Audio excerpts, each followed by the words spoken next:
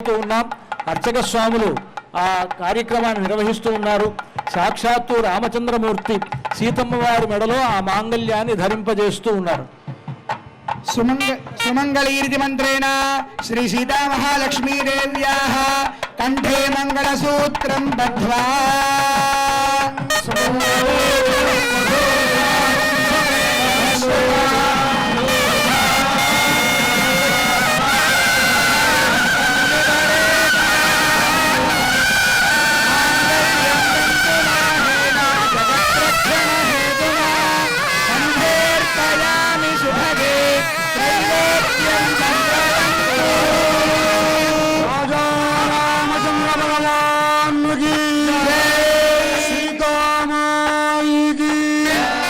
लक्ष्मण स्वामी भगवान सुभान